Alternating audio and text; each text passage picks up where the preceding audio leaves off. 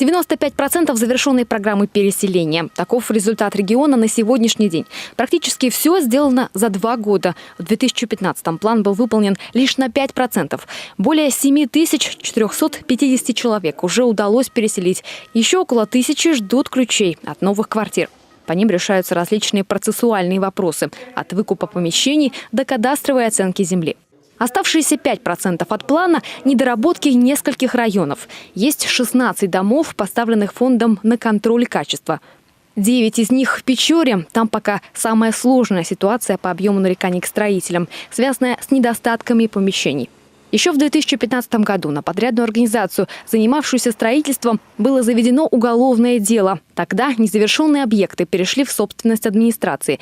Именно затяжной передачей и связывают сроки срыва 3 этапов переселения местные власти. Проблема действительно очень серьезная, то есть мелкие недостатки, которые были выявлены при сдаче домов, то есть они были устранены оперативно, и сейчас они до сих пор устраняются соответствующими эксплуатирующими компаниями. А те недостатки, которые проявились уже в течение эксплуатации, особенно после зимнего периода, наступления весеннего половодья, то там, конечно, были ошибки вот этих строителей, которые были, за которыми потом нам пришлось все это дело достраивать и сейчас придется устранять. Отмечают муниципалы и то, что из адресных программ по переселению практически 30% в Печорском районе. Это большая цифра и такая же большая ответственность. Когда закончить? В ноябре месяце. Какого числа?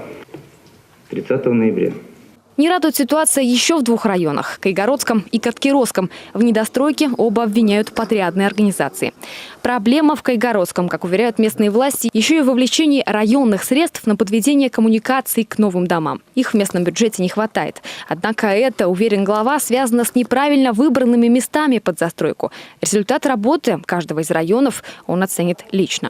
На сегодняшний день есть дополнительные объемы, я вам могу сказать, которые фонд предлагает нам реализовать. Это не маленький объем. Я еще раз говорю, я тщательнейшим образом дополнительно проанализирую действия каждого руководителя муниципалитета и приму личное решение, в какой муниципалитет соответствующие средства дать. Еще раз говорю, если когда-то на встрече жители меня спросят, почему я принял такое решение, имейте в виду, что вы тоже будете им отвечать, как вы в этой ситуации не помогли региону решить эту задачу.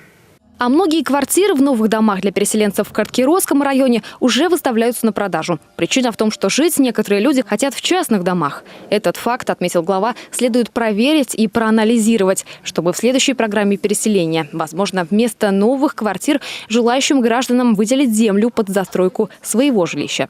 Сейчас же итог один. До конца ноября все дома для переселенцев по республике должны быть достроены. А тех, кто план не выполнит, ждут особые меры с пристрастием. Любовь Филиппова, Василий Янин, телеканал Юрган.